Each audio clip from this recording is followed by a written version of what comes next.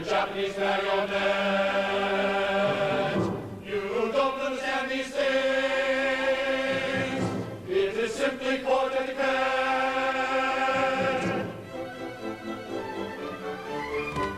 Perhaps you should close this wrong and keep it up all day long. If that's your idea, you're wrong. If that's your idea, you're wrong. If you want to know who we are gentlemen of Japan. On bus and jump, on street and back, on many, many, many, many, many, many, many, many a jump. Oh, oh, oh, oh. On bus and jump, on street and back.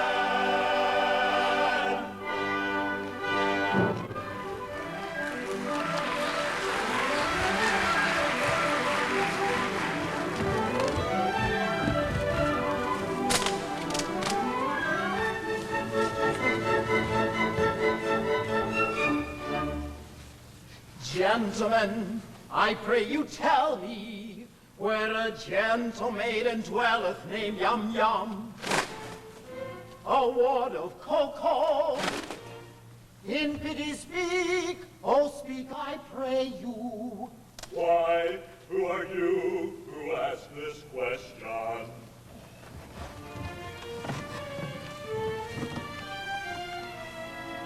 Come down around me, and I'll tell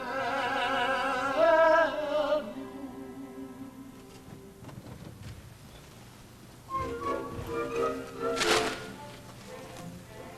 A wandering minstrel, I a thing of shreds and patches, a ballad, songs and snatches, and dreamy lullabies. My catalogue is long through every passion ranging, and to your humours changing. I'll tune my supple song, I'll tune my supple song.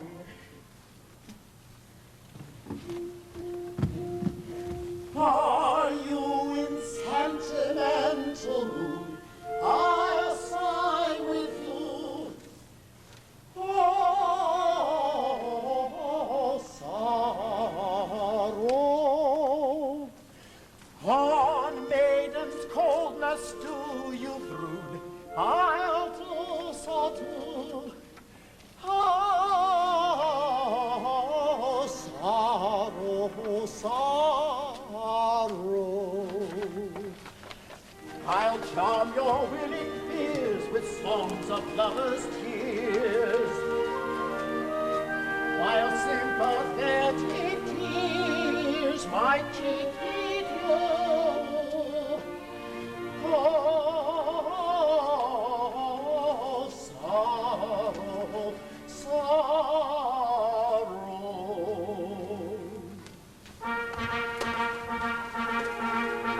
But the patriotic sentiment is wanted. By patriotic ballads cut and dried. So, Oh, where'er a country's banners may be planted, all other local banners are defied. Oh, warriors and serried ranks assembled, never quail, for they conceal it if they do. And I shouldn't be surprised if nations tremble before the mighty troop, the troop of Titipu. We shouldn't be surprised if nations tremble, tremble with alarm before the mighty troop, the troops of Titipu. And if you call for the song of the sea, we'll heave the capstan round. With the yo-heave-ho when the wind is free, her anchors a trip and her helms a lee, hurrah for the homeward bound. Yo-ho, heave-ho, hurrah for the homeward bound. To lay aloft in a howling breeze may tickle a landsman's taste, but the happiest hour a sailor sees is when he's down at an inland town with his Nancy on his knees. Yo-ho, and his arm around her waist. Then man the capstan, off we go as the fiddler swings us round. With the yo-heave-ho and the round below,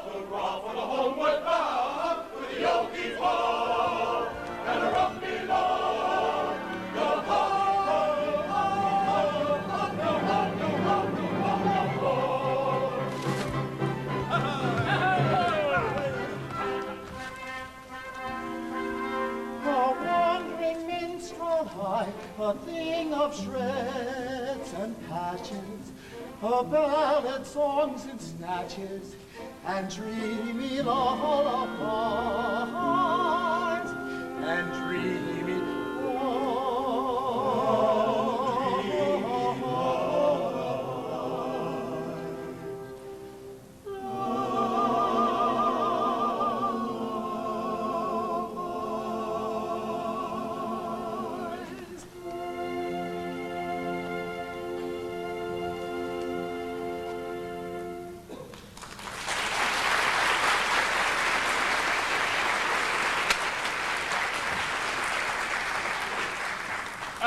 What may be your business with Yum Yum? I'll tell you.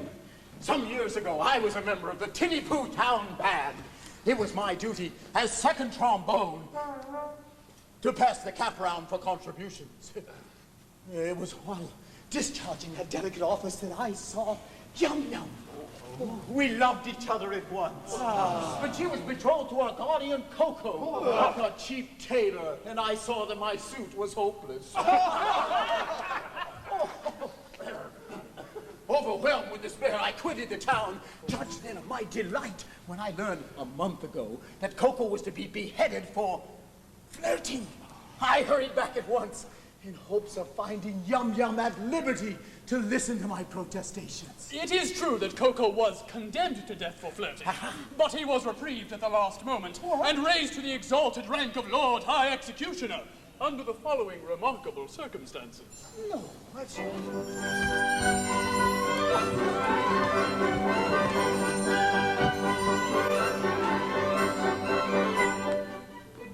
Our great Mikado, virtuous man, when he to rule our land began, resolved to try a plan whereby young men might best be steady. So he declared in words succinct that all who flirted, leered or winked, unless connubially linked, should forthwith be beheaded, beheaded, beheaded, should forthwith be beheaded.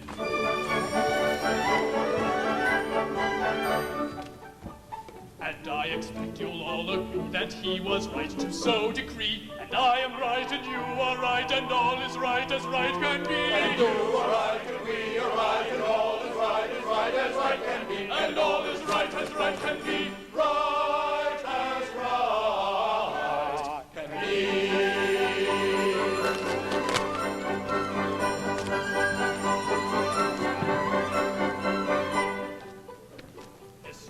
You'll understand, 'twas great dismay throughout the land, for young and old and shy and bold were equally affected. The youth who winked a roving eye or breathed a non-connubial sigh was thereupon condemned to die. He usually objected, objected, objected, he usually objected.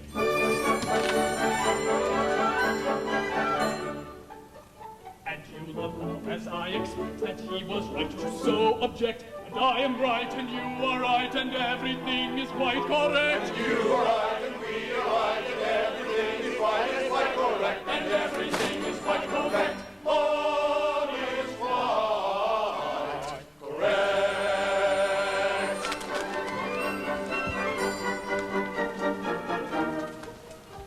And so we straight let out on bail this Coco from the county jail, whose head was next in this context condemned to be blown off, and made him headsman, for we said, who's next to be decapitated, cannot cut off another's head until he's cut his own off, his own off, his own off, until he's cut his own off.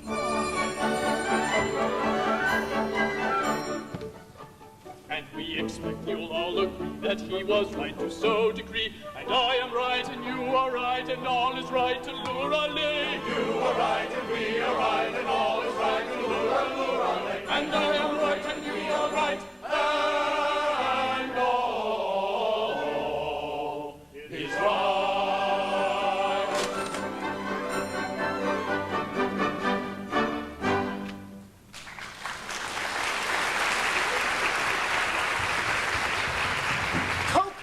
Chief Tailor, Lord High Executioner of Titipu. Why, that's the highest office a private citizen can attain. It is! Our logical Mikado.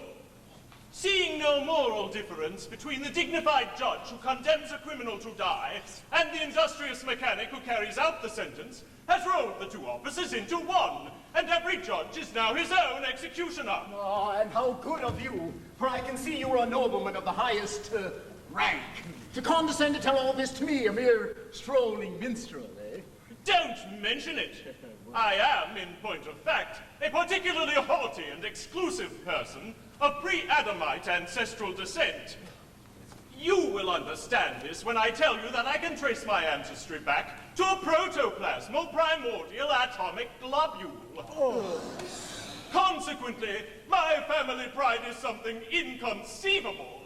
I can't help it. I was born sneering. But I struggle hard to overcome this defect. I mortify my pride continually. When all the great officers of state resigned in a body because they were too proud to serve under an ex-tailor, did I not unhesitatingly accept all their posts at once? And the salaries attached to them? You did. It is consequently my degrading duty to serve this upstart as First Lord of the Treasury, Lord Chamberlain, Commander-in-Chief, Lord High Admiral, Master of the Buckhounds, Groom of the Backstairs, Archbishop of Titipu, and Lord Mayor, both acting and elect, all rolled into one.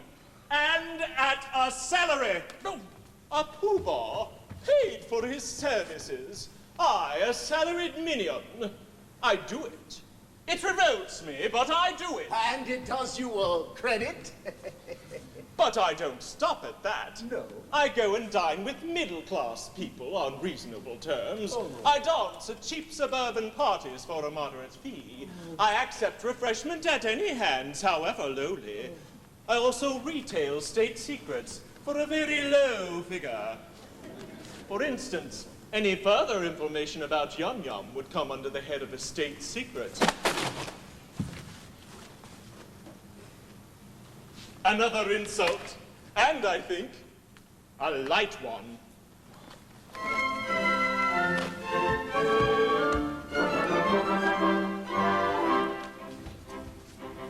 Young man, despair, likewise go to Yum Yum the bear, you must not woo, it will not do, I'm sorry for you, you very imperfect ablutioner. This very day from school, Yum Yum will wend away and homeward come with a beat of drum and a rum-tum-tum to wed the Lord High Executioner. And the brass will crash, and the trumpets ring, and the cortege on the wedding day. She'll toddle away as we avert with the Lord High Executioner. And the brass will crash, and the trumpets ring, and the curtain dash on the wedding day. She'll toddle away as we avert with the Lord High Executioner.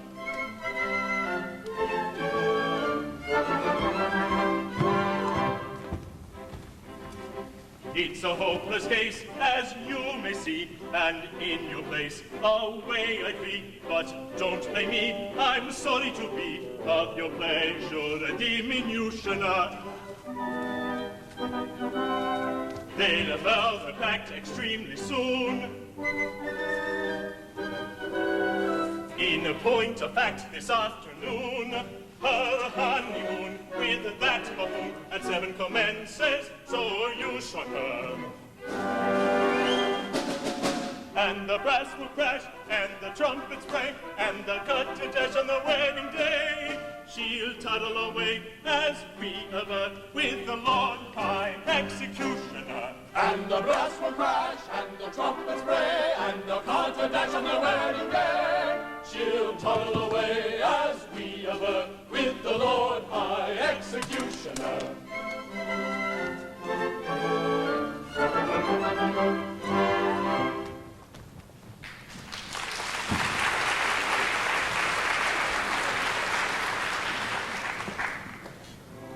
And have I journeyed for a month or nearly to learn that Yum Yum whom I love so dearly. This day to Coco is to be united.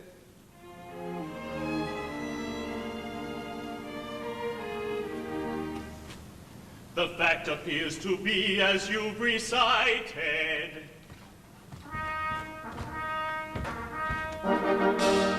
But if he comes equipped as suits his station, he'll give you any further information.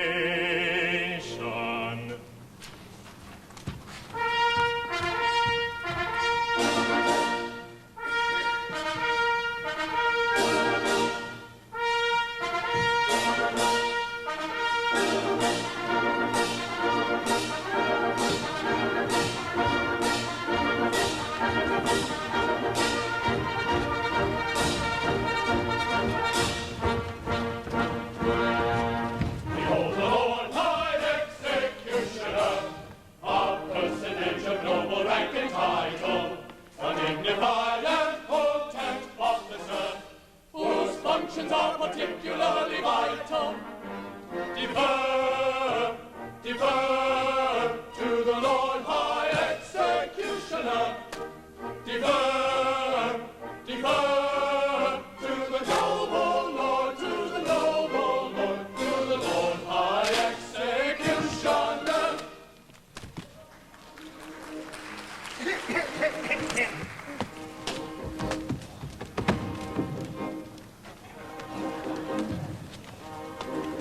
Taken from the county jail by a set of curious chances, liberated then on bail, on my own recognizances, wafted by a favoring gale, as one sometimes is in trances, to a height that few can scale, save by long and weary dances, surely never had a mail.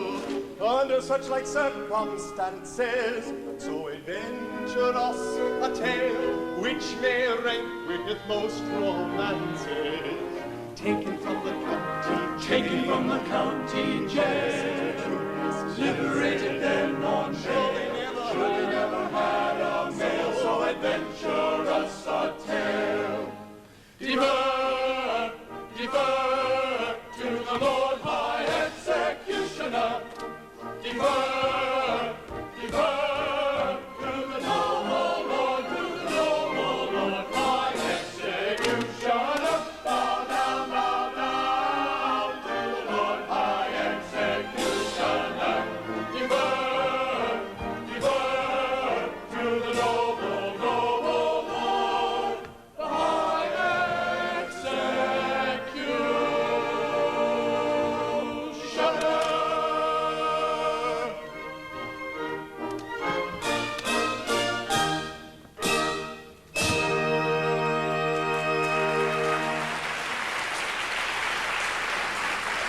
Gentlemen, I am much touched by this reception. I can only trust that by strict attention to duty, I shall ensure a continuance of those favors which it shall ever be my study to deserve.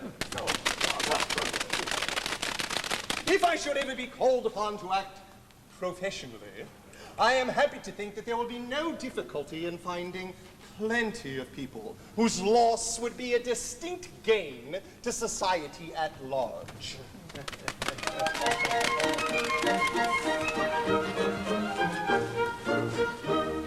As someday it may happen that a victim must be found, I've got a little list of society's offenders who might well be underground and who never would be missed, who none of them be missed. There's the calculating divorcee who'll trap you with her wiles, of predatory lawyers with their irritating smiles, mechanics in their greed who rob you blind and nothing flat, and confidential therapists who shake your hand like that, absurdist occupations like the critic journalist. I've got him on the list, and he never would be missed. He's got them on the list. He's got them on the list, and they'll none of them be missed. They'll none of them be missed. there's the academic poet and his novel-writing wife, and the musicologist. I've got him on the list. And the self-improvement gurus who would motivate your life. I've got them on the list. I've got them on the list. Revisionist historians condemning from their thrones every century but this, every culture but their own. And people in express lines who insist on writing checks. And couples in the suburbs with jacuzzis on their decks. The infomercial talk show host and the televangelist. I've got them on the list. And they never would be missed. He's got them on the list. He's got them on the list. And they'll none of them be missed. They'll none of them be missed. And there's the boards of all the arts councils who haven't got a clue. Provincial verbalists, I've got them on the list. And abstemious young things who'd rather not, I think, thank you. I've got them on the list. I've got them on the list. And mediocre statesmen of the puritanic kind, such as Dan, Jesse, likewise, never mind. The IRS, the Glow Boys, and likewise, you know who, the task of filling in the blanks. I live up to you, but it really doesn't matter whom you put upon the list. But ain't none of them be missed. Ain't none of them be missed. You may put them on the list. You may put them on the list. And they'll none of them be missed. They'll none of them be missed.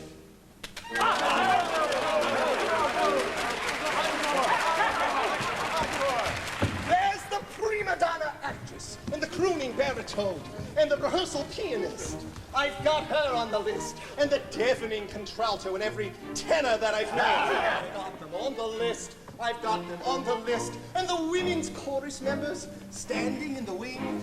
You haven't heard them yet. You haven't missed a thing. And the people in the orchestra who never play for free. And everybody on the stage except for me. The person sitting next to you, that married chauvinist. I've got him on the list. And he never would be missed. He's got us on the list. He's got us on the list. And I think we'll all be missed. I'm sure we'll all be missed.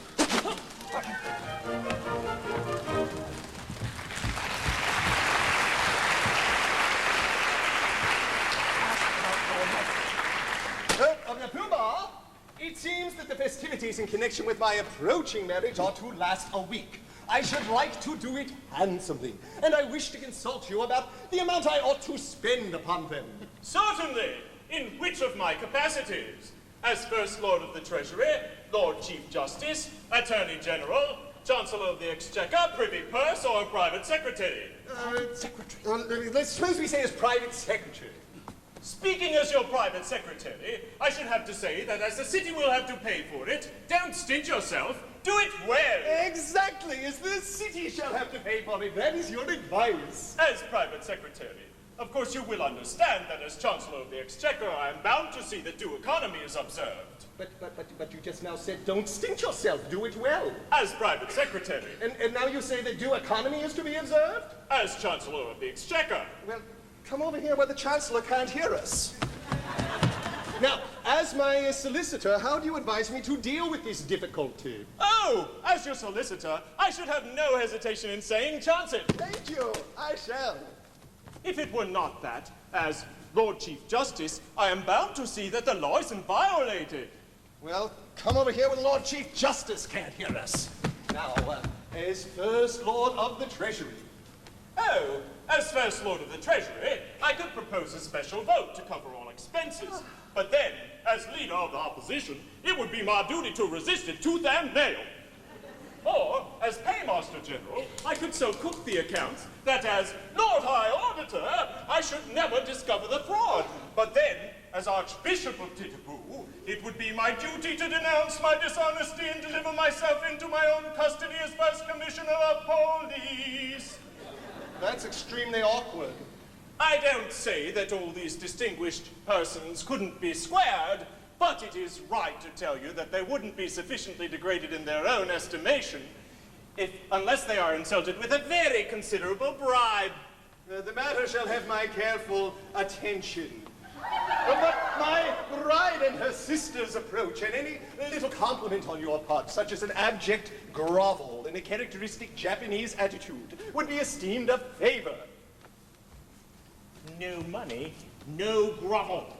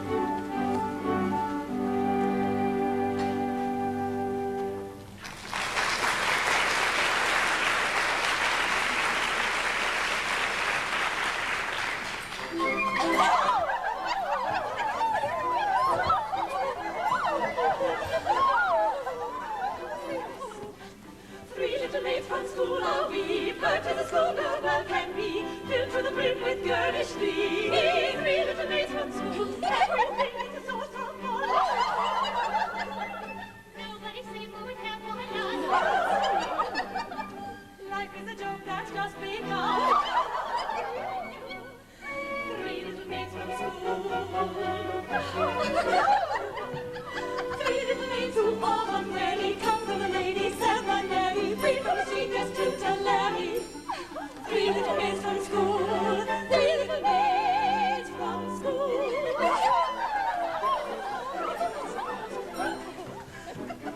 One little maid is a bright young. Two little maids in attendance come. Three little maids is the total sum. Three little maids from school. From three little maids take one away. Two little maids remain and they won't have to wait very long, they say. Three little maids from school. Three little maids from school. Three little maids who all unwary come from a lady seminary, free from a seniors tutelary. Three little maids from school. Three little maids from school.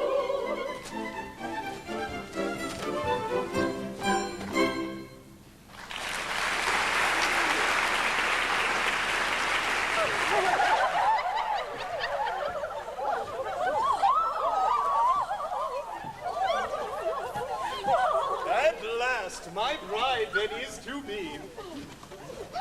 You're not going to kiss me before all these people? Well, that was the idea. It seems odd, doesn't it? It's rather peculiar. Oh, I'm not so sure. Must have a beginning, you know. Well, of course, I know nothing about these things, but I've no objection if it's usual. Oh, it's quite usual, I think, eh? Eh, Lord Chamberlain? I have known it done.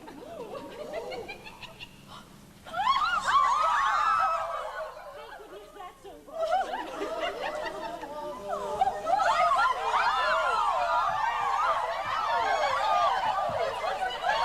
I beg your pardon, will you present me? One at a time, if you please. If you please, he's the gentleman who used to play so beautifully on the Marine Parade. Oh, yes, I think that was the name of the instrument.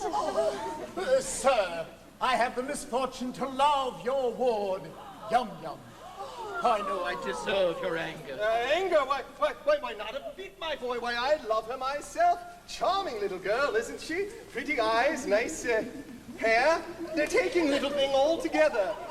Very glad to hear my opinions backed up by a competent authority. Thank you very much. Goodbye. Take him away.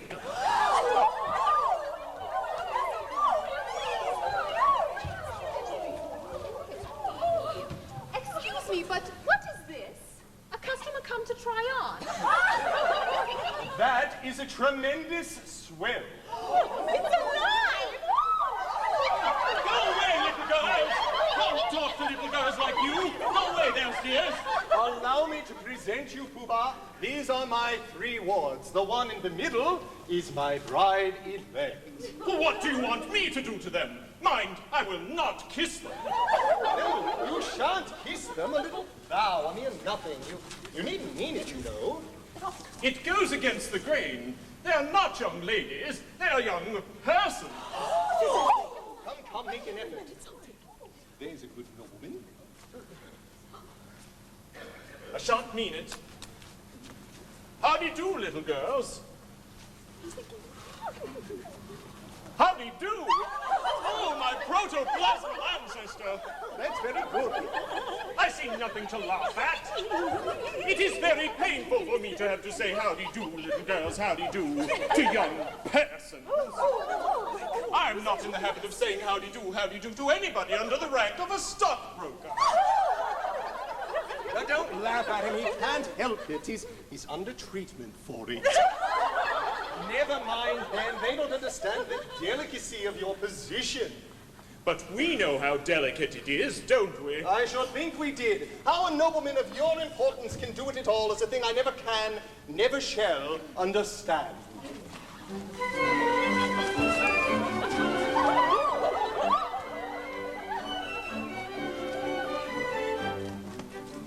So please do we much regret if we have failed in etiquette. Towards a man rank so high, we shall know better by and by. But youth, of course, must have its fling, so pardon us, so pardon us. And don't in girlhood's happy spring be hard on us, if we're inclined to dance and sing tra-la-la-la-la, tra-la-la-la. But youth, of course, must have its fling, so pardon us. And don't in girlhood's happy bring me hard on us, but you, of course, must have this thing so hard in us. Tra-la-la-la-la-la-la, tra-la-la-la-la-la-la, tra-la-la-la-la-la-la, tra-la-la-la-la-la-la, tra-la-la-la-la-la-la.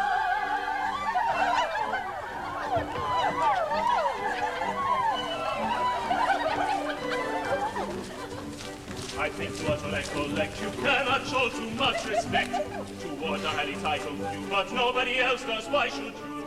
That you that us should have its fling is hard on us, is hard on us. To our prerogative we think so pardon us, so pardon us, if we decline to dance and sing tra-la-la-la-la, tra-la-la-la-la. But you, of course, must have its fling so pardon us, and don't ignore it's not his bringing hard on us. But you, of course, must have its fling so pardon us. Tra-la-la-la-la-la-la, tra-la-la-la-la-la-la, tra-la-la-la-la-la-la, tra-la-la-la-la-la-la-la, tra-la-la-la-la-la-la-la.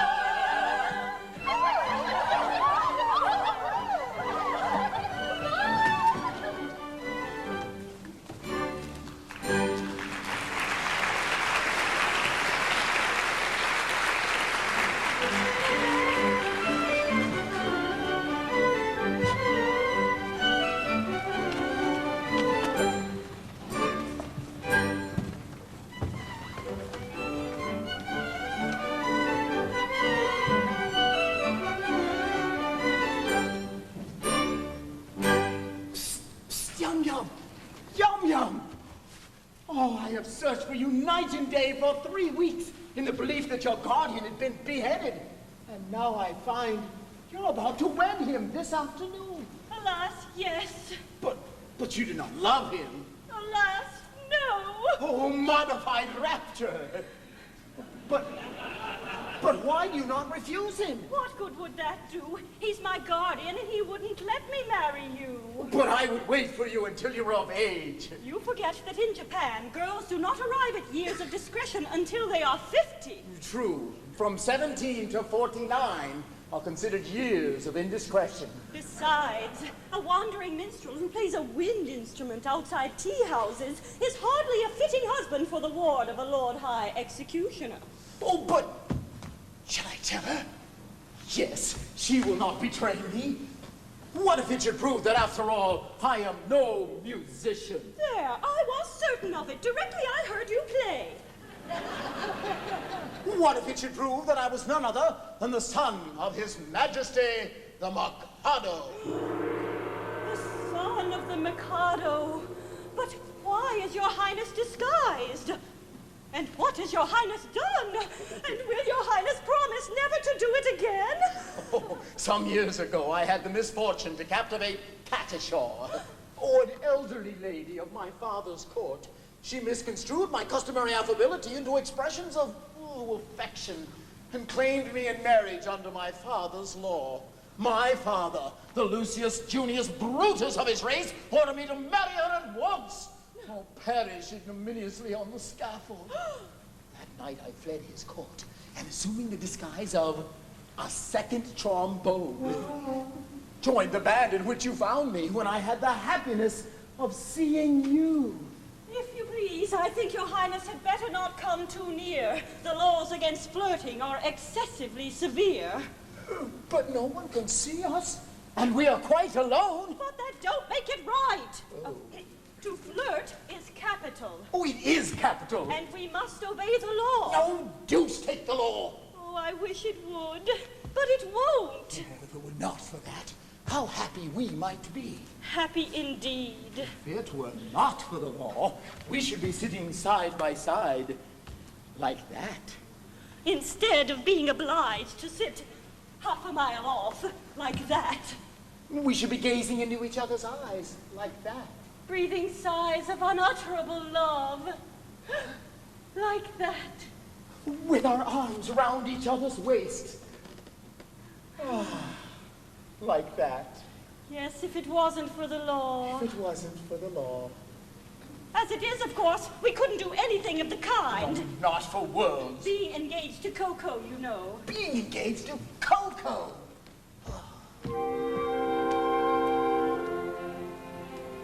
Were you not to cocoa plighted, I would say in tender tones, loved one, let us be united, let us be each other's own. I would merge our rank and station, worldly sneers are not for us, and to mark my admiration, I would kiss you fondly thus. I would kiss me fondly thus.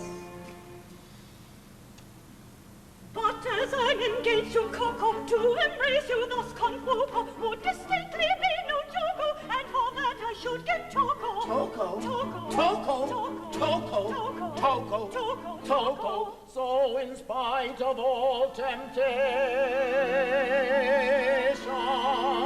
such a thing I'll not discuss, and on no consideration will I kiss you fondly thus. Will I kiss you fondly thus? Let me make it clear to you, this is what I'll never do. This, oh this, oh this, oh this, this is what I'll never do. This, oh this, oh this, oh this, this is what I'll never do. He'll never do. I'll never do. He'll never do. Oh this,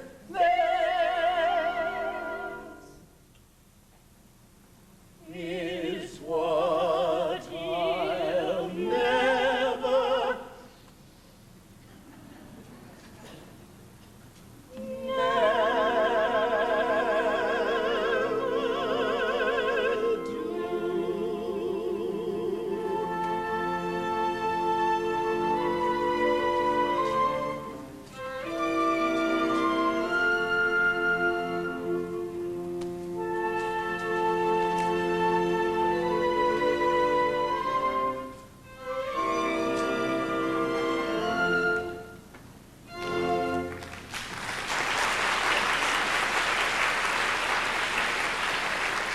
There she goes. To think how entirely my future happiness is wrapped up in that little parcel. Really, it hardly seems worthwhile.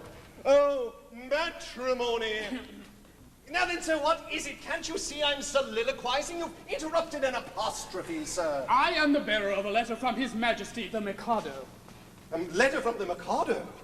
What in the world can he have to say to me? Oh, it's come at last. I knew it would come sooner or later. His Majesty, the Mikado, is struck by the fact that there have been no executions in the town of Titipu for a year, and decrees that unless someone is executed within the next month, the post of Lord High Executioner will be abolished, and the city reduced to the rank of a village. But that will involve us all in irretrievable ruin. Yes, there's no help for it. I shall have to execute somebody at once. The only question is, who shall it be?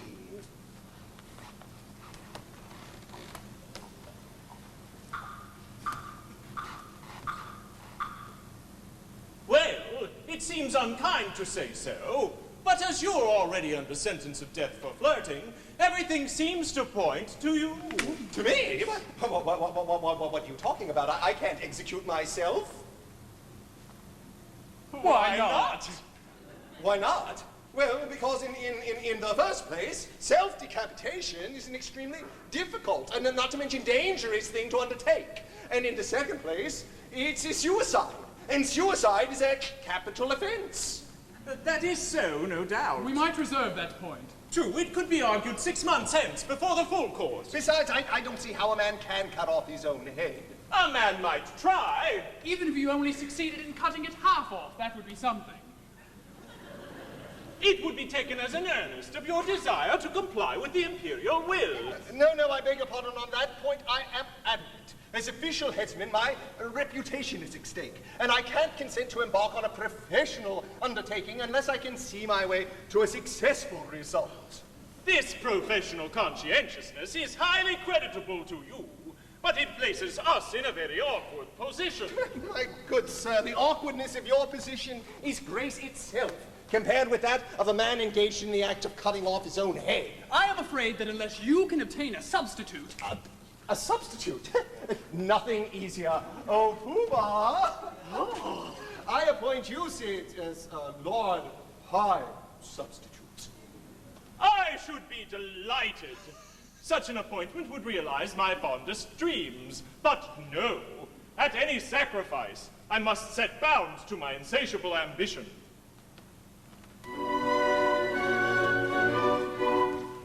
I am so proud if I allowed my family pride to be my guide. I'd volunteer to quit this sphere instead of you in a minute or two. But family pride must be denied and set aside and mortified and mortified.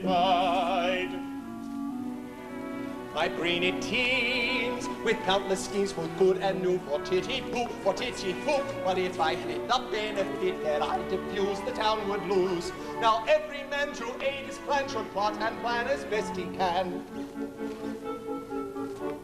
I heard one day a gentleman say that criminals who are caught in two can hardly feel the fatal steel, and so are slain without much pain. If this is true, it's jolly for you. Your courage, Scrooge, to bid us adieu.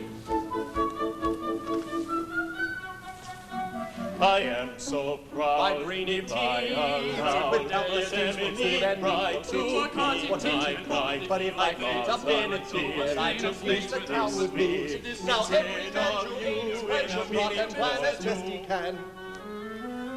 And so, although I'm ready to go, yet recollect what disrespected I neglect to thus effect my aim direct. So I object, And so, although I wish to go, and greatly pine to brightly shine, and take the line of a hero fine with grief undying, I must decline. And go and show both friend and foe how much you dare. I'm quite aware it's your affair, yet I declare I'd take your share, but I don't much care. I must So I object. So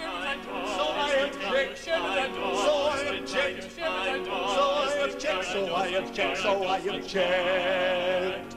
To sit in solemn silence in a dull, dark dock, in a pestilential prison with a lifelong lock, awaiting the sensation of a short, sharp shock from a cheap and chippy chopper on the big black block. To sit in solemn silence in a dull, dark dock, in a pestilential prison with a lifelong lock, awaiting the sensation of a short, sharp shock from a cheap and chippy chopper on a big black block. A dull, dark dock, a lifelong lock, a short, sharp shock, a big black block. To sit in solemn silence in a pestilential prison and awaiting the sensation from a cheap and chippy chopper on the big black block.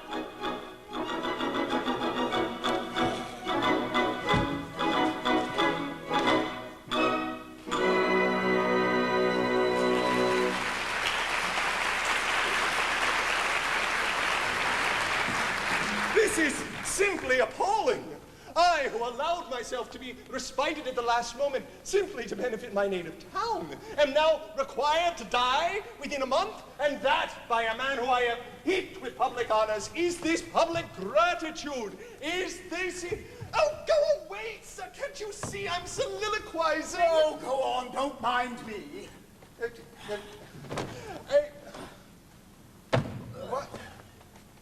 What are you going to do with that rope? I'm about to put an end to an unendurable existence. Terminate your existence? Oh, nonsense, sir. Well, what for? Because you are going to marry the girl I adore. Oh, nonsense, sir. I won't hear of it. I'm a humane man, and if you attempt anything of the kind, I shall order your instant arrest. Now, desist at once, or I summon my guard. Oh, don't be absurd. If you attempt to raise the alarm, I'll merely perform the happy dispatch with this dagger. No.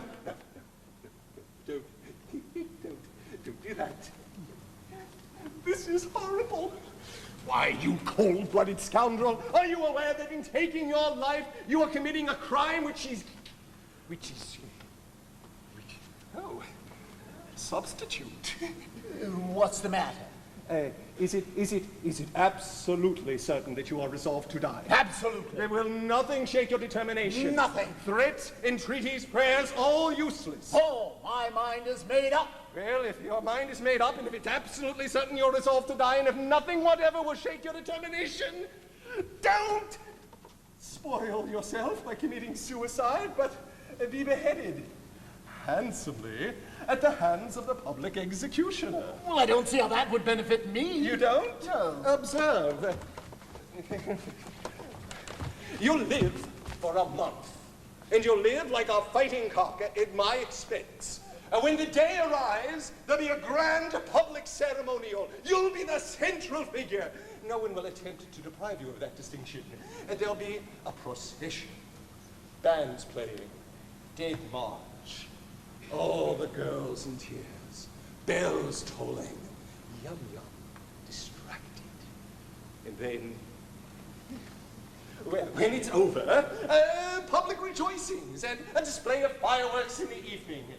You won't be there to see them, but they'll be there all the same. Do you really think Yum-Yum would be distracted at my death? Oh, I feel certain of it. Bless my heart, she's the most tender-hearted creature alive. Oh, I would be sorry to cause her pain. Well, perhaps, after all, I could withdraw from Japan and travel Europe for a couple of years on a State Arts Council grant. I might contrive to forget her. No, I don't think you could forget Yum-Yum so easily. And besides, what is more miserable than a love-blighted life? True. Life without Yum-Yum. Oh, it seems absurd. And yet, there are a great many people who have to endure it. Yes, you are quite right not to be one of their number. I won't be one of their number. Noble fellow. Here's how we'll manage it. You let me marry Yum-Yum tomorrow, and in a month, you can behead me. No. I draw the line at Yum-Yum. Well, if you can draw the line, so can I. No, wait, stop. Be reasonable. How can I let you marry Yum-Yum when I'm engaged to marry her myself? Oh, my good friend. In a month, she'll be a widow. You can marry her then. Yes, I quite see that. But dear me, my position during the next month will be most unpleasant. Not half so unpleasant as my position at the end of it. Yes, well, dear me. Very well, I agree. After all, it's only putting off my marriage for a month. But you won't prejudice her against me, will you? You see, I've educated her to be my wife. I've taught her to regard me as a wise and good man. I shouldn't like her views on that point disturbed. Trust me, she'll never learn the truth from me.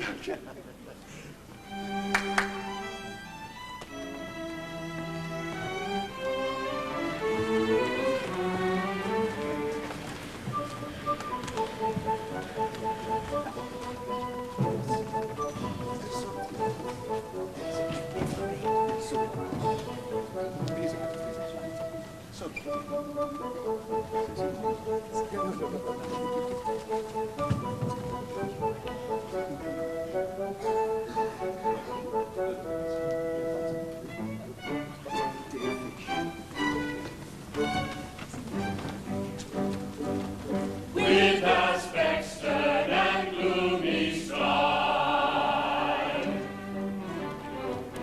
we come to learn how you decide. Don't hesitate, your choice to name. A dreadful fate you'll suffer all the same.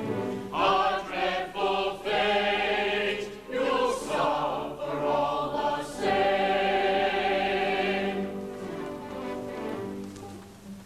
To ask you what you mean to do, we punctually appear.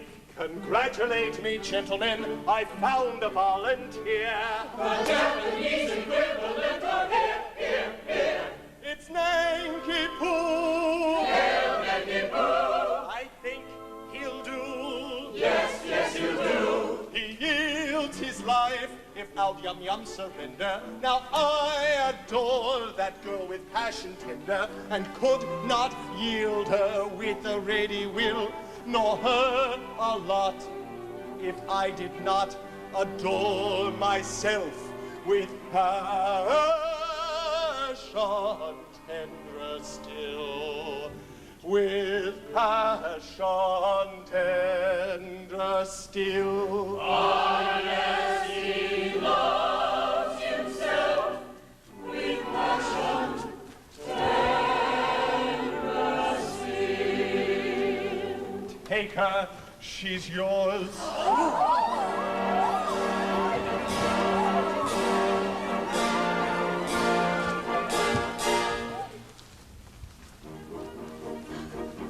The threatened clouds have passed away.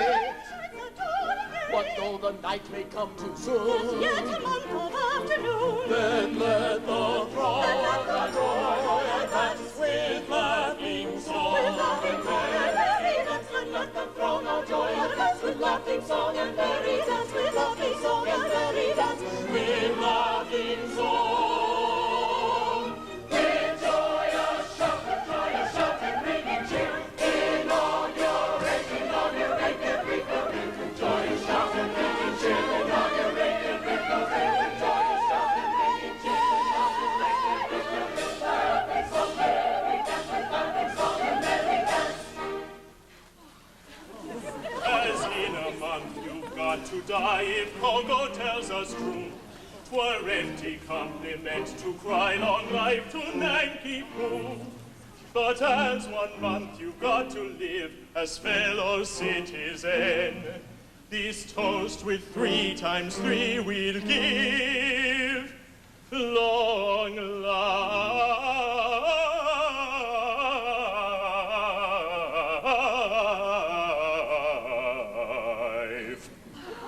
Long life to you. Long life to you. Long life to you. Till then. May all good fortune prosper you.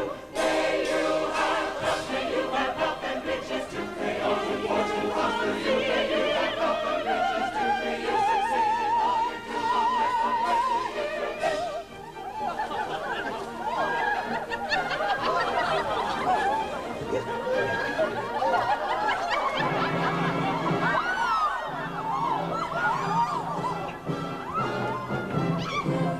Your cease, assist me, all of you.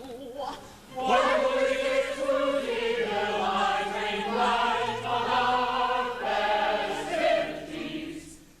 claim my perjured lover, Nanki Poo.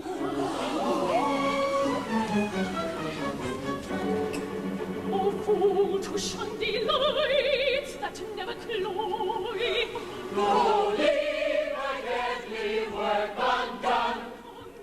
Echo shall fall, come back to joy.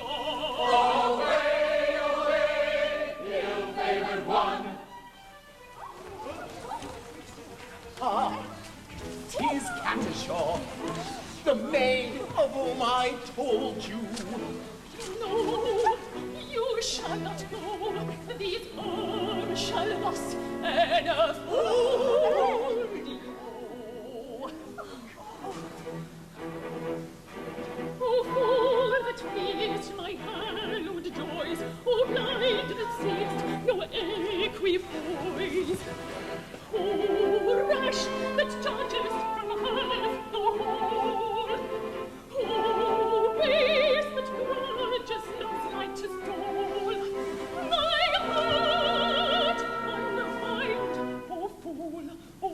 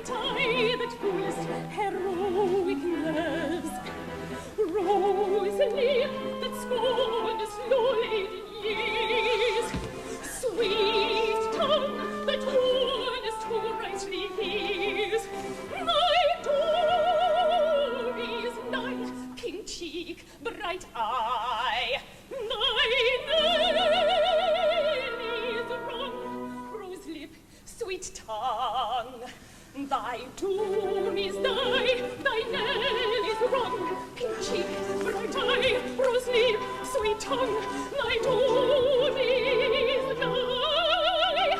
Thy knell is rung. Hear to her tale, thy knell is rung. Each cheek, bright eye, rose lip, sweet tongue. Hear to her tale, thy knell is rung. Hear to her tale, thy knell is rung. Thy knell is rung. No! Away, no prosecute your quest from our intention well expressed. You cannot turn us. The state of your connubial views towards the person you accuse does not concern us. Why, he's going to marry Yum Yum. Your anger, pray, body, forever be merry. I think you had better succumb. Come. And join our expressions of plea. On this subject, I pray you be dumb. Dumb. You'll find there are many who would for a penny the wood for your guidance is plumb. Mum. There's lots of good fish in the sea. On this subject we pray you be dumb. We think you had better succumb. Come. You'll find there are many who wait for a penny, There are lots of good fish in the sea. There are lots of good fish in the sea. There's lots of good fish in the sea. There's lots of good fish in the sea, in the sea, in the sea, in the sea, in the sea.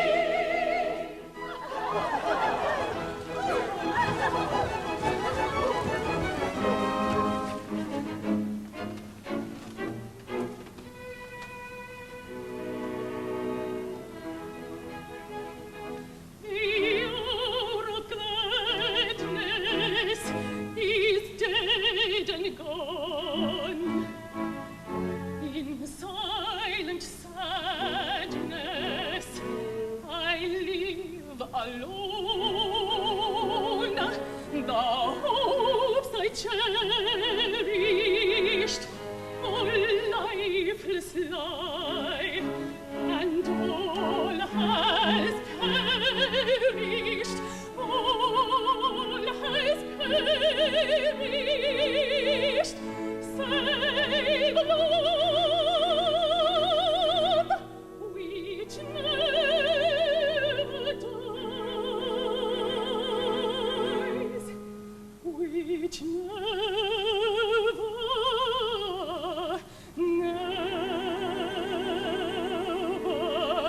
dies. Oh, faithless one, this insult you shall rue. In vain for mercy, on your knees you'll sue. I'll tear the mask from your disguising. Now comes the blow. Prepare yourselves for new surprising. How toil my foe. No minstrel he, despite bravado. I know he is the son of your. In vain you interrupt with this tornado. He is the only son of your. I'll spoil.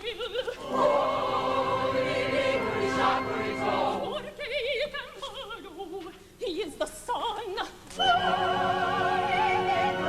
of you. The son of you.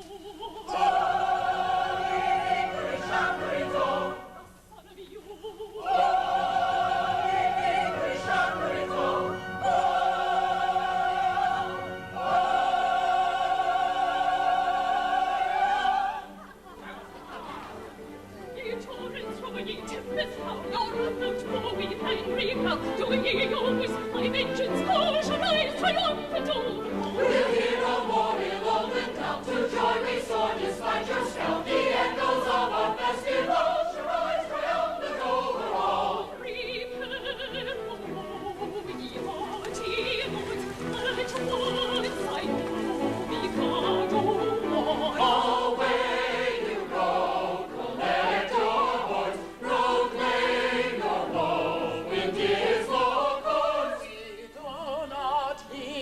heed the dismal sound. We do not heed the dismal sound. For joy reigns everywhere around. The echoes of the festival. Joyous triumphant,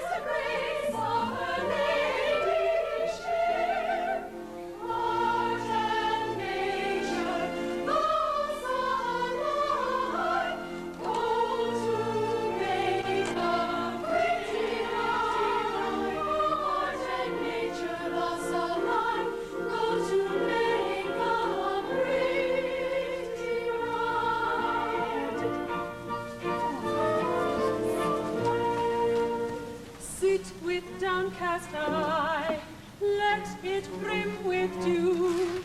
Try if you can cry, we will do so too. When you're summoned, start like a frightened roe. Flutter, little heart, color, come and go. Modesty and marriage tried well becomes a pretty bride.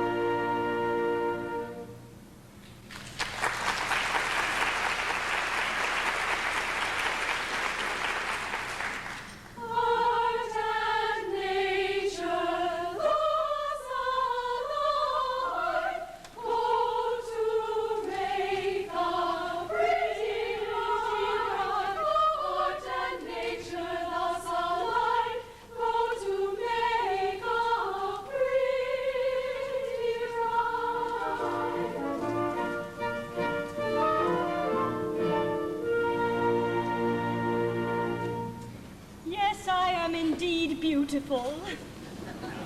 Sometimes I sit and wonder in my guileless Japanese way why it is that I am so much more attractive than anybody else in the whole world. Can this be vanity? No. Nature is lovely and rejoices in her loveliness. I am a child of nature and take after my mother.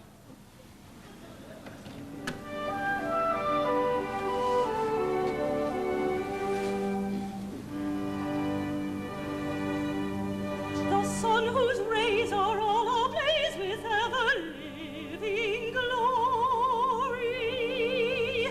does not deny his majesty, he scorns to tell a story. He don't exclaim, I blush for shame, so kindly be indulgent. But fierce and bold in fiery gold, he glories all effulgent.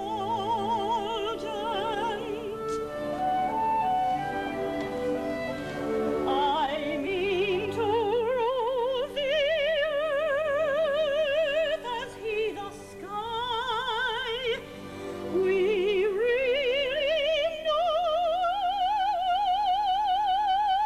the sun and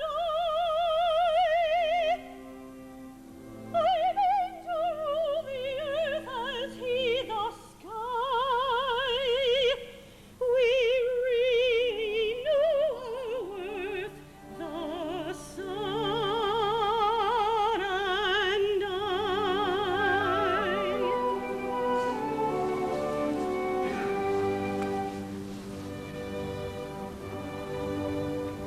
Observe his flame, that placid dame, the moon celestial highness. There's not a trace upon her face of diffidence or shyness. She borrows light that through the night mankind may all claim her. And truth to tell, she lights up well, so I for one don't blame her. Ah, pray make no mistake, we are not shy. We're very wide awake, the moon and I. Oh, pray make no mistake, we are not shy. We're very wide awake, the moon and I.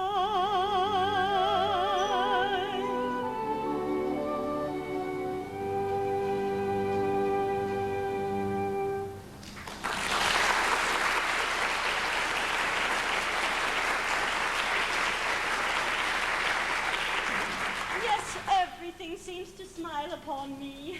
I am to be married today to the man I love best, and I believe I am the very happiest girl in Japan. Oh, the happiest girl indeed, for she is indeed to be envied, who has attained happiness in all but perfection. In all but perfection? Well, dear, it can't be denied that the fact that your husband is to be beheaded in a month is in its way a drawback. It does seem to take the top off it, you know. Oh, I don't know about that. It all depends. At all events, he will find it a drawback.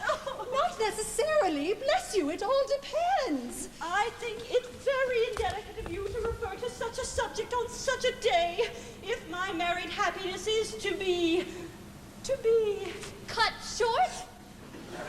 well, cut short in a month. Can't you let me forget it? Yum Yum, in tears and on her wedding day? Oh, they've been reminding me that in a month you're to be beheaded. Yes, we've been reminding her that you're to be beheaded. It's quite true, you know. You are to be beheaded. Now some bridegrooms would be dismayed by this sort of thing. A month? What's a month? Ah, These divisions of time are purely arbitrary. Why, who says 24 hours make a day? Well, there's a popular impression to that effect. Well, then we'll efface it. We'll call each second a minute, each minute an hour, each hour a day, and each day a year. Why, at that rate, we've about 30 years of married happiness before us. And at that rate, this interview has already lasted 4 hours and 3/4. Oh, yes. How time flies when one is thoroughly enjoying oneself. That's the way to look at it. Don't let's get downhearted.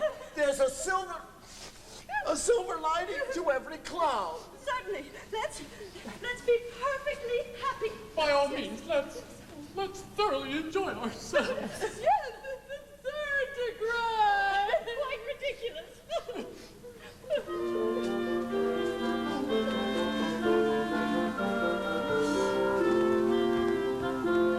Brightly dawns our wedding day. Joyously we give thee greeting, whither, Lord, how fleeting. Fickle moment, prithee stay. Fickle moment, prithee stay. What though mortal joys be hollow? Pleasures come if sorrows follow. Though the tocsin sound their long, ding,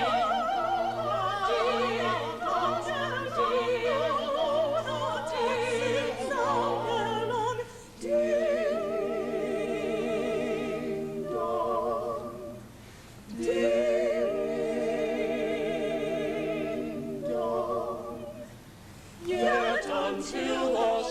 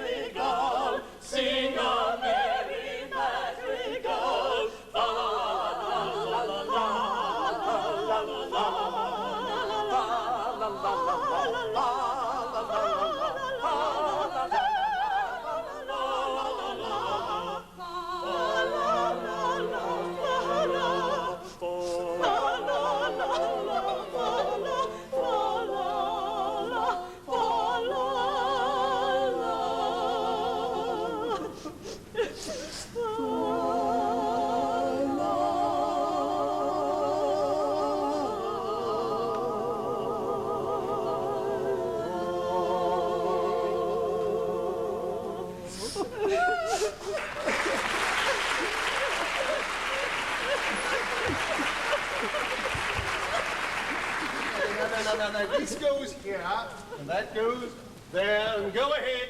Don't mind me. Oh, I am afraid we're distressing you. No, never mind. I must get used to it. Only please do it by degrees. Begin by placing your arm around her waist. There, let me get used to that. Oh, wouldn't you like to retire? It must pain you to see us so affectionate together. No, I must learn to bear it. Now oblige me by allowing her head to rest against your shoulder. Or like that.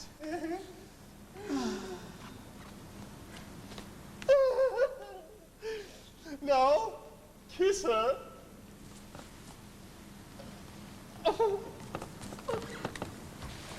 It's simple torture.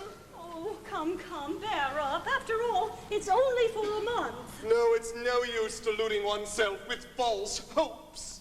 What do you mean? My child, my poor child. How can I break this to her? My little bride that was to have been. Was to have been? Yes, you can never be mine. What? I've just ascertained that by the Mikado's law, when a married man is beheaded, his wife is buried alive. Buried alive? Buried alive. It's a most unpleasant death. But where did you get that from? Oh, from Pooh-Bah. He's my solicitor. But he may be mistaken. So I thought, so I consulted the Attorney General, the Lord Chief Justice, Master of the Rolls, Judge Ordinary, and the Lord Chancellor. They're all of the same opinion. But stop a bit, that law has never been put into force. Oh, not yet. You see, flirtation is the only crime punishable by decapitation, and married men never flirt. Of course not. I'd quite forgotten that. Well, I suppose that I may take it that my dream of happiness is at an end. Darling, Oh. I don't want to appear selfish, and I love you with all my heart. I don't suppose I shall ever love anybody else half as much. But when I agreed to marry you, my own, I had no idea, pet, that I should have to be buried alive in a month. Nor I. It's the first I've heard of it. It makes a difference, doesn't it? Oh, it does make a difference, of course. You see, burial alive, it's such a stuffy death. I call it a beast of a death. You see my difficulty, don't you? Yes, and I see my own. I insist upon you keeping your promise. I doom you to a hideous death. If I release you, you marry Coco at once.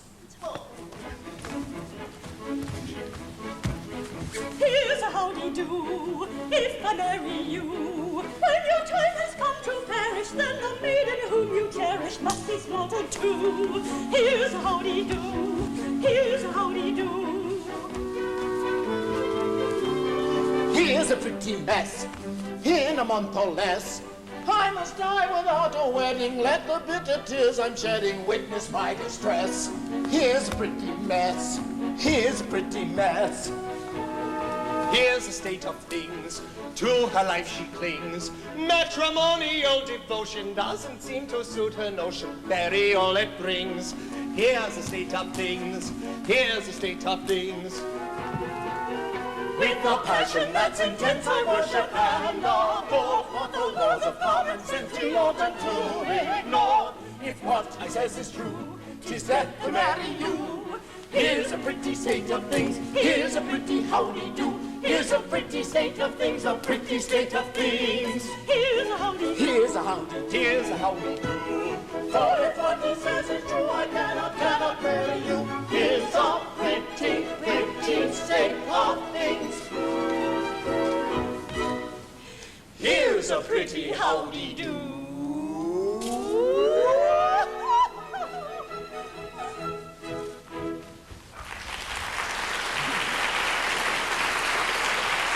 My poor boy, I'm really most dreadfully sorry. I'm sure you are. You see, I'm quite helpless. I can quite see that. I can't conceive of anything more distressing than to have one's marriage broken off at the last moment. But you shan't be disappointed of a wedding. You shall come to mine. That's awfully kind of you, but that's impossible. Why so? Today I die. What do you mean? Oh, I can't live without Yum Yum. So this afternoon I perform the Happy Dispatch. No, pardon me. I can't allow that. Why not? Well, hang it all. You're under contract to die at the hands of the public executioner in a month's time. If you kill yourself, what's to become of me? Why, I shall have to be killed in your place. So it would seem. Now then, Lord Mayor, what is it? The Mikado and his suite are approaching the city and will be here in 10 minutes. The Mikado? He's come to see whether his orders have been carried out. Now, look here, you. This is getting serious, you know. A bargain's a bargain, and I can't allow you to frustrate the ends of justice by committing suicide. As a man of honor and a gentleman, you are bound to die ignominiously at the hands of the public executioner. Very well, then. Behead me. What? Now? Certainly, at once. Cut it off! Cut it off! My good sir, I don't go about prepared to execute gentlemen at a moment's notice. Why, I never even killed a bluebottle. Still, as Lord High Executioner... Well, he's Lord High Executioner. I've got to execute him in a month. I'm not ready yet. I don't know how it's done. I'm going to take lessons. I'm going to start with the guinea pig and then work my way through the animal kingdom until I come to a second trombone. You don't suppose that as a humane man I'd have accepted the post of Lord High Executioner if I hadn't assumed that the duties were purely nominal? Why, I can't kill you. I can't kill anything. I can't kill anybody. Oh, come, old fellow. We all have unpleasant duties to discharge. After all, what is it if I don't mind? Why should you? Remember, sooner or later, it must be done. Must it? I'm not so sure about that. What do you mean? Why should I kill you? When making an affidavit that you've been executed will work just as well. Here are plenty of witnesses. The Lord Chief Justice, the Commander-in-Chief, Lord High Admiral, First Lord of the Treasury, Second Lord Chancellor, and the Commissioner of Police. But where are they? There they are. And they'll all swear to it, won't you? Am I to understand that all us high officers of state are required to perjure ourselves to ensure your safety? Why not? You'll be grossly insulted, as usual. Will the insult be cashed down or at a date? It will be a ready money transaction. Well, it will be a useful discipline. Very good. Choose your fiction and I'll endorse it. Ha-ha, family pride. How do you like that, me buck? But a life without yum-yum is no life. Yum-yum. Yum-yum. Bother Yum-Yum. Commissioner, go and fetch Yum-Yum. Now, you go and take Yum-Yum and marry Yum-Yum, only go away and never come back. Oh, here she is. Yum-Yum. Are you particularly busy? Not particularly. You've 5 minutes to spare? Yes. And then go with His Grace the Archbishop of Titipu. He will marry you at once. But if I'm to be No married time alive- for questions. Just do as I say, and Nantipu will explain all. But wait a No, moment. not for worlds. Here comes the Mikado, no doubt to ascertain whether I've carried out his orders. And if he finds you alive, I shall have the greatest difficulty persuading him I've beheaded you. Close thing that, for here he comes.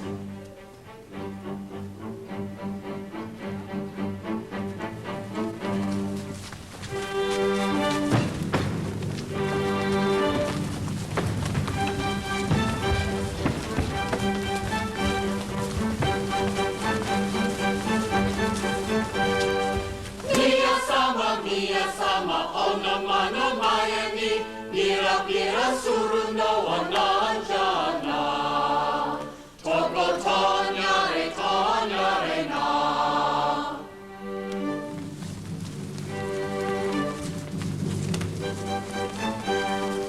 Mia-sama, ono-mano mayani, pira-pira suru no ananjana. Toko tonyare na.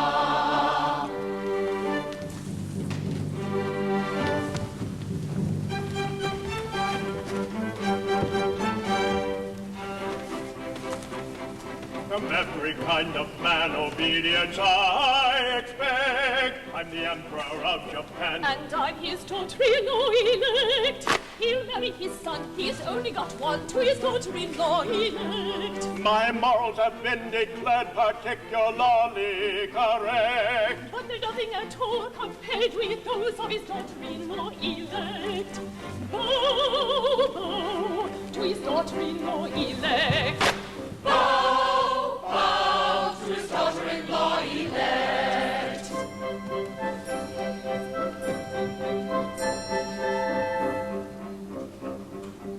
fatherly kind of way I govern each tribe and sect, all cheerfully on my sway. Except his daughter-in-law elect, as tough as a bone with a will of her own, is his daughter-in-law elect. My nature is love and light, my freedom from all defect Is insignificant quite compared with his daughter-in-law elect. Bow, bow to his daughter-in-law elect. Bow, bow to his daughter-in-law elect. Arise, my children.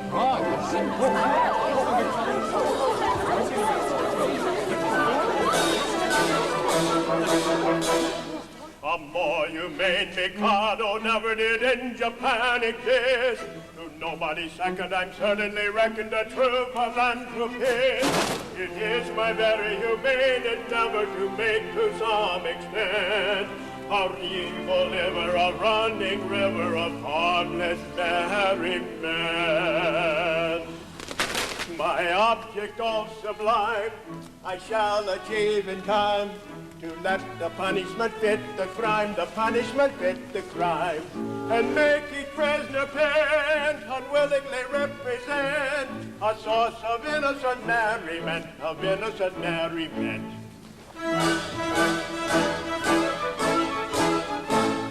The avant-garde art gallery goers who chatter in blatant war shall force to seek meaning in fish entral cleaning that's never been noticed before. The basketball player whose age and IQ bounce up to -3 shall during all hours exhibit their powers a 6'10" whole tree. The lady who reeks of militant jargon and tries to kiss and tell shall be hung by her thumbs at her heels until numb and can't tell heaven from hell. The saccharine addict who sucks up syrup and pastry pies galore shall be forced to sing over and over and over sweet sound of music score. Girls in white dresses with blue satin sashes, snowflakes that stay on my nose and eyelashes.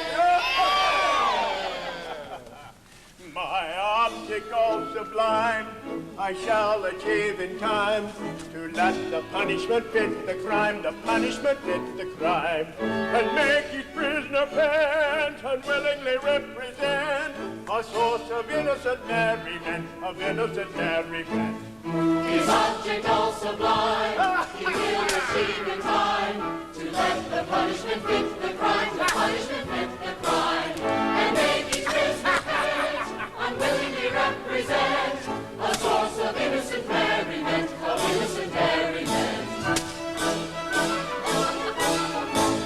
The talk show host who advertise those tales of countless woe, their teeth I've enacted shall all be extracted by Larry, Curly, and Moe.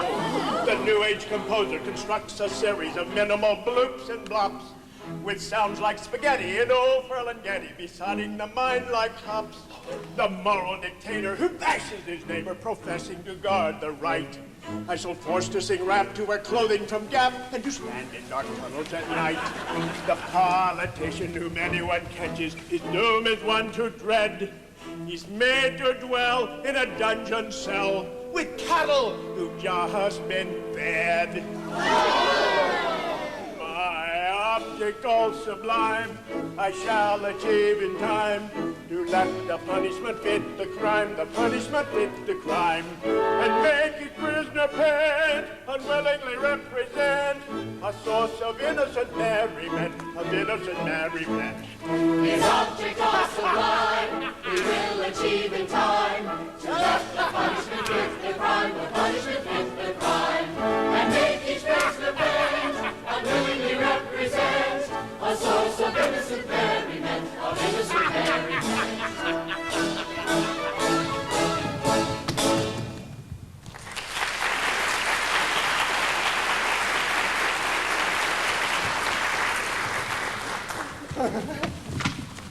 I am honored in being allowed to welcome your majesty. I have guessed the nature of your majesty's visit. Your wishes have been carried out. The execution has taken place. Oh, you've had an execution, have you? Yes, the coroner has just handed me his certificate. I am the coroner, and this is the certificate of his death. At Titipu, in the presence of the Lord Chancellor, Lord Chief Justice, Attorney General, Secretary of State for the Home Department, Lord Mayor, and what's this? Room of the second floor front. They were all present, Your Majesty. I counted them myself. Oh, very good house. I wish I'd been in time for the performance. A stout fellow he was, too, a man of gigantic strength. His struggles were terrific. It was really a most remarkable scene. Describe it.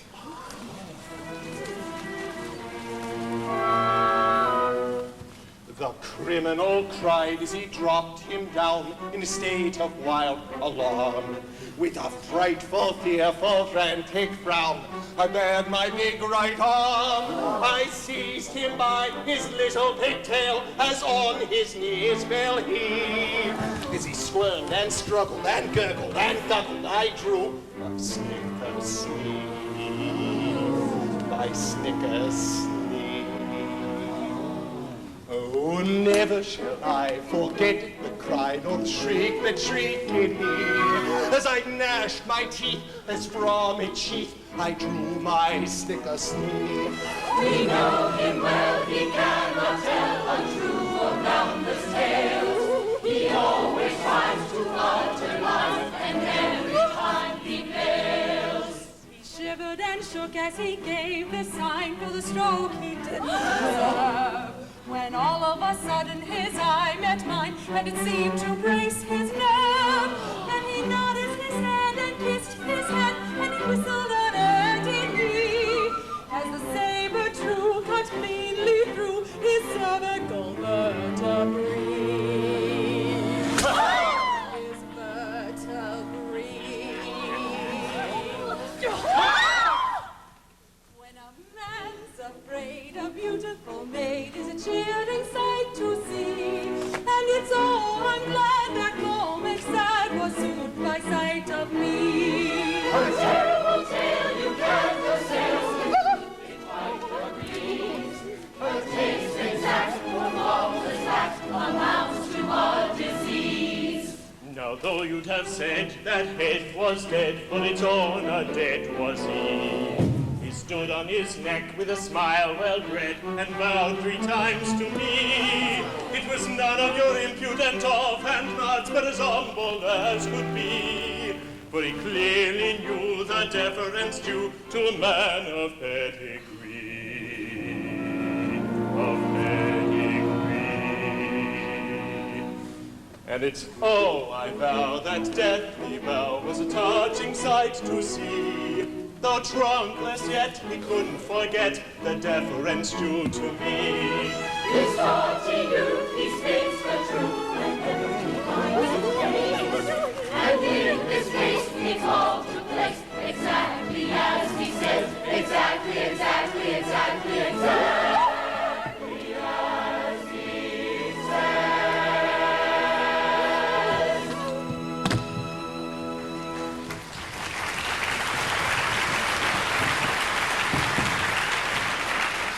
All this is very interesting, and I should like to have seen it, but we came about a totally different matter. A year ago, my son, the heir to the throne of Japan, bolted from our imperial court. Really? Had he any reason to be dissatisfied with his position? None whatever. On the contrary, I was going to marry him, yet he fled. I am surprised that he should have fled from one so lovely. That's not true. No. You hold that I am not beautiful because my face is plain, but you know nothing. You are still unenlightened. Learn then that it is not in the face alone that beauty is to be sought. My face is unattractive. It is. But I have a right shoulder blade that is a miracle of loveliness. People come from miles to see it. My left elbow has a fascination that few can resist. Allow me. It is on view Tuesdays and Fridays on presentation of visiting card. As for my circulation, it is the largest in the world. And yet he fled. And is now masquerading in this town, disguised as a second trombone. A second trombone? Yes, would it be troubling you too much if I asked you to produce him? He goes by the name of Nanki-Poo. Ah, yes, Nanki-Poo. It's quite easy. That is, it's rather difficult. In point of fact, he's gone abroad. Gone abroad? His address? Bahama? Now, what is the matter? See here, his name, Nanki-Poo, beheaded this morning. Oh, where shall I find another? Where shall I find another? Dear. This is very tiresome. My poor fellow, in your anxiety to carry out my wishes, you have beheaded the heir to the throne of Japan. I beg to offer the most humble apology. I desire to associate myself with that expression of regret. We really had the least notion. Well, of course you hadn't. How could you? Come, my good fellow, don't distress yourself. It was no fault of yours. If a man of exalted rank chooses to disguise himself as a second trombone, he must suffer the consequences. Now, it really distresses me to see you carry on so. I have no doubt he thoroughly deserved all he got.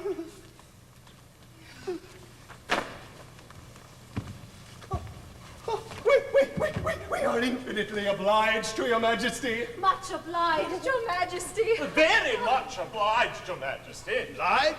Not at all. Don't mention it. After all, how could you tell? No, of course we couldn't tell who the gentleman really was. After all, it wasn't written on his forehead, you know. It might have been written on his pocket handkerchief, but then Japanese don't carry pocket handkerchiefs.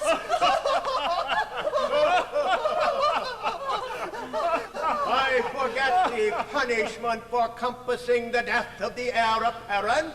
Punishment?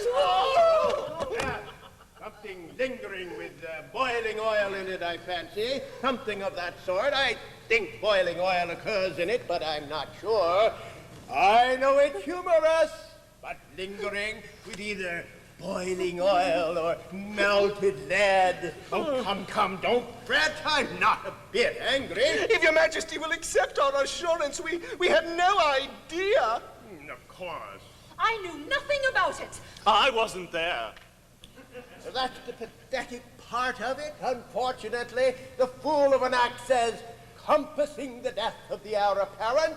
There's not a word about a mistake. No. Or not knowing. No. Or having no notion. No. Or not being there. No. There should be, of course. Yes. But there isn't. Oh.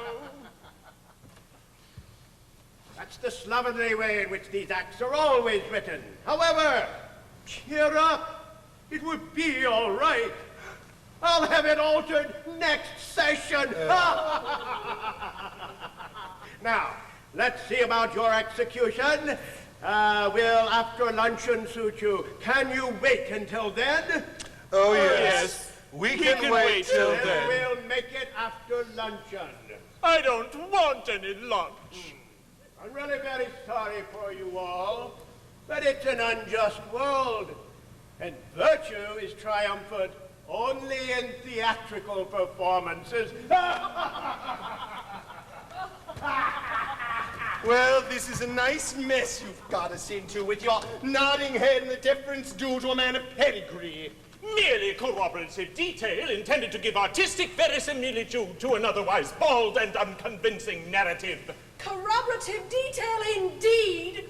Corroborative fiddlestick. And you're just as bad as he is with your whistling in air and your catching his eye, but that's so like you. You will put in your oar. But how about your big right arm? Yes, and your snicker-snick. Oh, well, never mind that now. There's only one thing to be done. Nanki-Poo hasn't started yet. He must come back to life again at once. Ah, here he is, Nanki-Poo. Good news. You're reprieved. Oh, but it's too late. I'm a dead man. and I'm off on my honeymoon. No nonsense. A terrible thing has just happened. It seems you're the son of the Mikado. Yes, but that happened some time ago. Is this a time for airy persiflage? Your father is here and with Kadishah. My father? Oh, and with Kadishah. Yes, he wants you particularly. So does she. Oh, but he's married now. Oh, bless my heart, what has that got to do with anything? Well, Kadishah claims me in marriage, but I can't marry her because I'm married already. Therefore, she will insist upon my execution, and when I'm executed, my wife will have to be buried alive. You see our difficulty. Yes. I don't know what's to be done. There is one chance for you. If you could persuade Kadishah to marry you. Well, then she would have no further claim on me, and I could come to life without fear of being put to death. I marry Kadishah? I really think it's the only course. Oh, my dear, have you seen her? She's humbling appalling. Ah, but that's only her face. She has a left elbow people come miles to see. I'm told that her right heel is much admired by connoisseurs.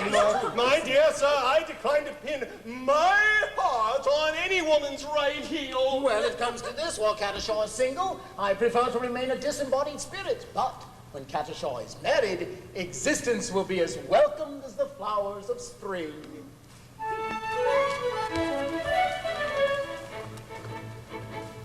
The flowers that bloom in the spring, tra-la, bring promise of merry sunshine. As we merrily dance and we sing, tra-la, we welcome the hope that they bring, tra-la, of a summer of roses and wine, of a summer of roses and wine. And that's what we mean when we say that a thing is welcomed as flowers that bloom in the spring. Tra-la-la-la-la, tra-la-la-la-la, the flowers that bloom in the spring. Tra-la-la-la-la, tra-la-la-la-la, tra-la-la-la-la-la.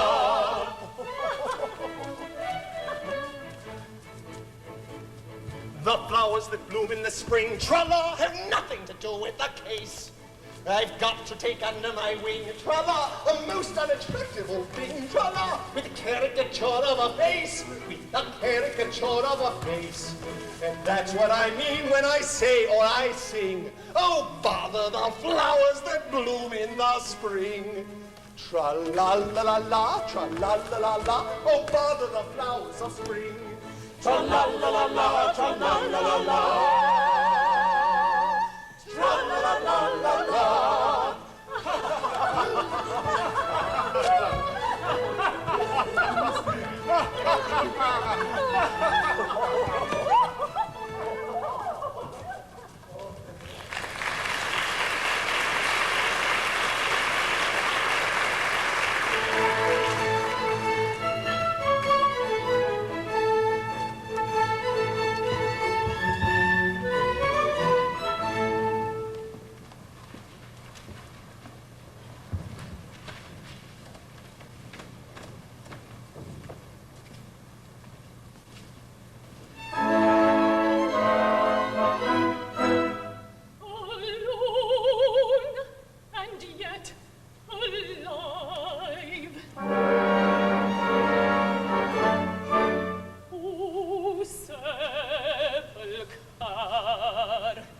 My soul is still my body's prisoner. Remote the peace that death alone can give. My doom to wait, my punishment to live.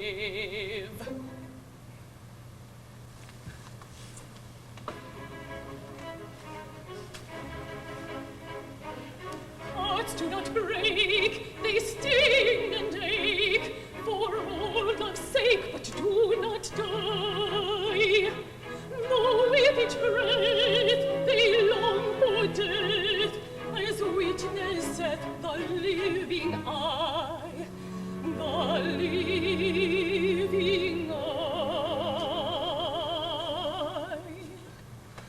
Oh, living eye, come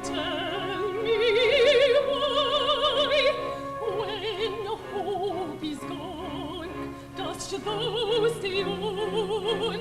Why linger here where all is drear?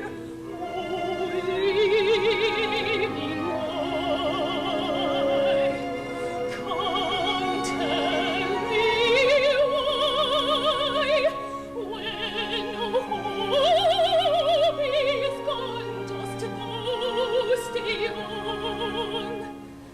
May not a cheated maiden die? May not a cheated maiden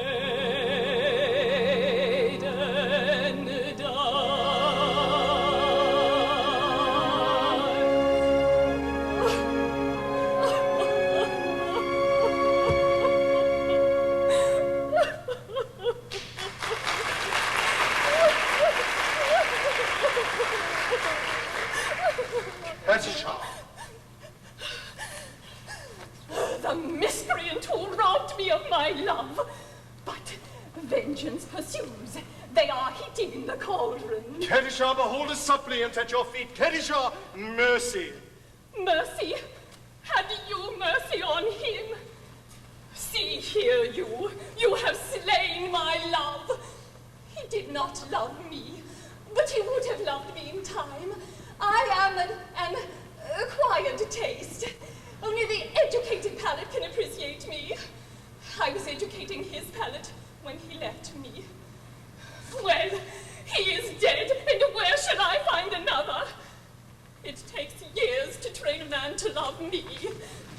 Am I to go through the weary round again and at the same time implore mercy for you who robbed me of my prey?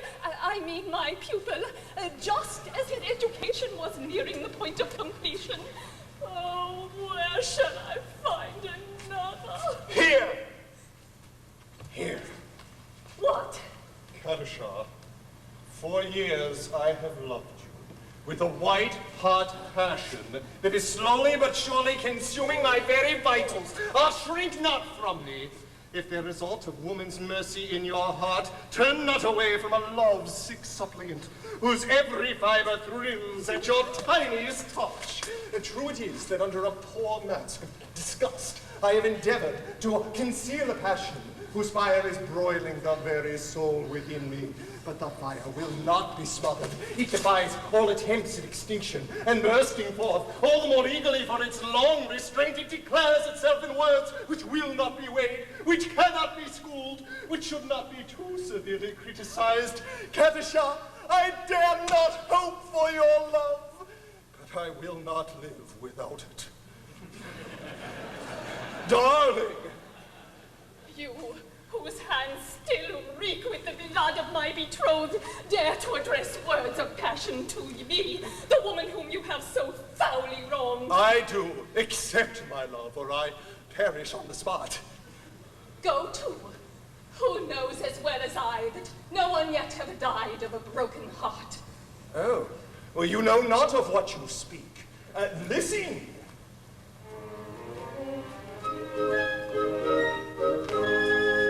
On a tree by a river, a little tomtit sang, willow, tit, willow, tit, willow. And I said to him, Dicky bird, why do you sit singing willow, tit, willow, tit, willow? Is it weakness of intellect, birdie, I cried, or a rather tough worm in your little inside? With a shake of his little bird head, he replied, oh, willow, tit, willow, tit, willow.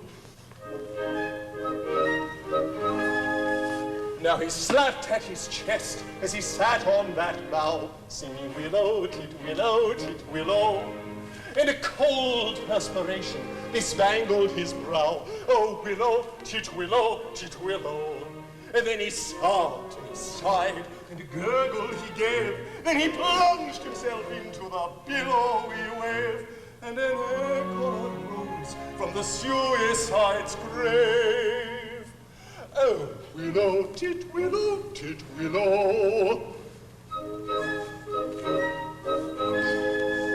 Now I'm sure, just as sure as I'm sure that my name isn't Willow, Titwillow, Titwillow.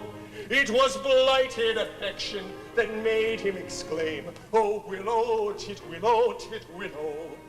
And if you remain callous and obdurate, I shall perish as he did, and you will know why, though I probably shall not exclaim as I die. Oh, Willow, Willow, Willow.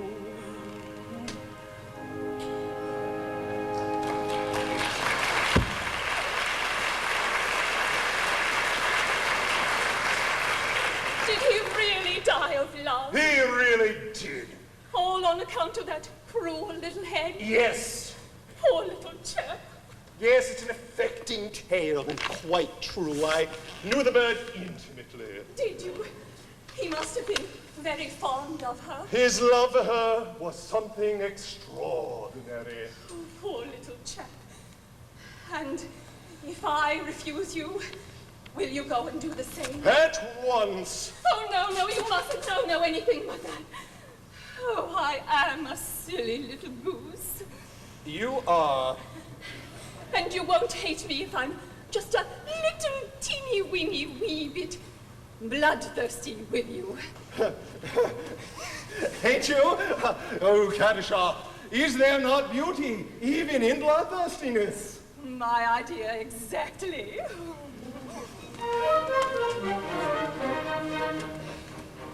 There is beauty in the bellow of the burst, there is grandeur in the growling of the gale, there is eloquent outpouring in the lion is the roaring, and the tiger is the lashing of his tail. Yes, I like to see a tiger by the Congo or the Niger, and especially a lashing of his tail. Volcanoes have a spinning that is green, and earthquakes only terrify the toads. But to him who's scientific, there is nothing that's terrific in the falling of a flight of thunderbolts. Yes, in spite of all my meekness, if I have a little weakness, it's a passion for the flight of thunderbolts. If that is so, sing very loud, very it's evident, very long taste all one. Away we'll go and merrily marry Lord Ptolemy, Terry today is fun.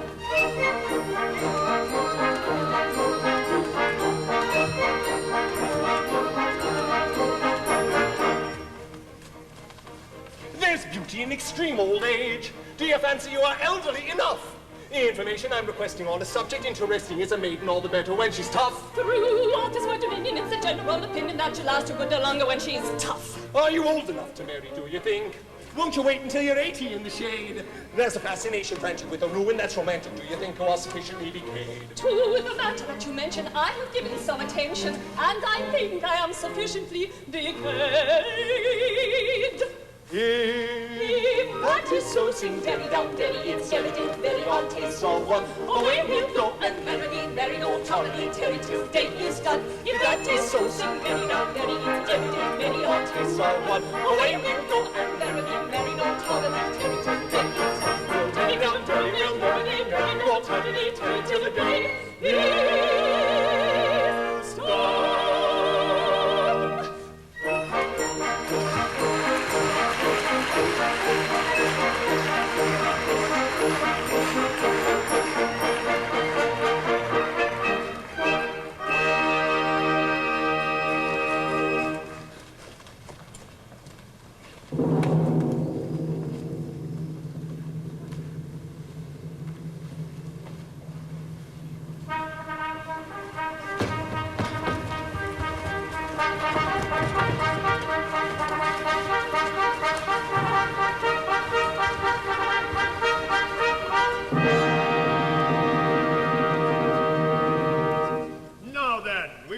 capital lunch, and we're quite ready.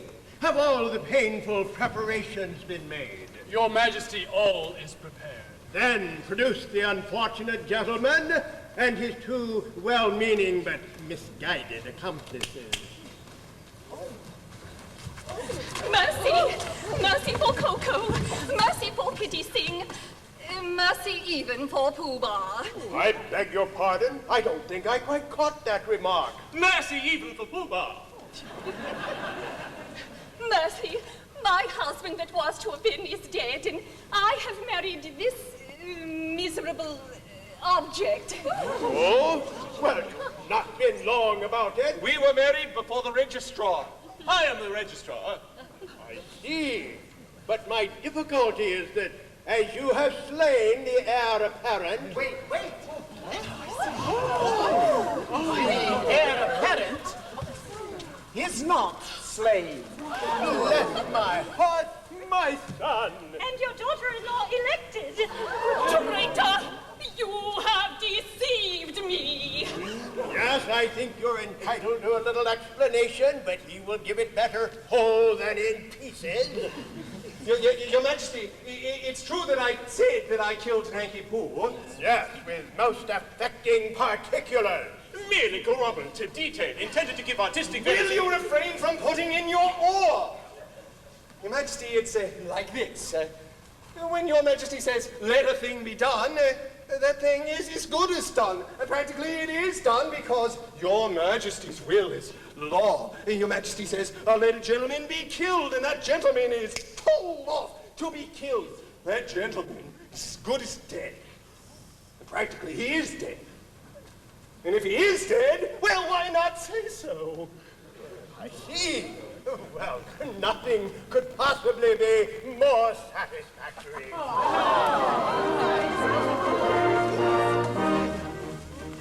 Oh, he's gone and married Yum Yum. Yum Yum. Your anger pray Betty, for all will be merry. I think you had better succumb. Come. And join our expressions of glee. On this matter, I pray you be dumb. Your notions, though many, are not worth a penny. The word for your guidance is mum.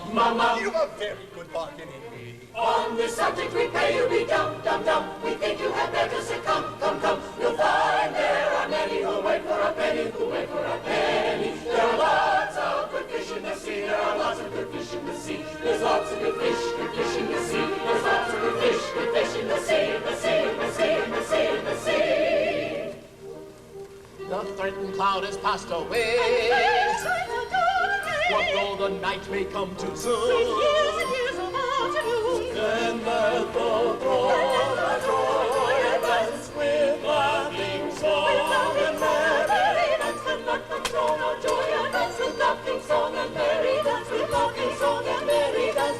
With laughing song.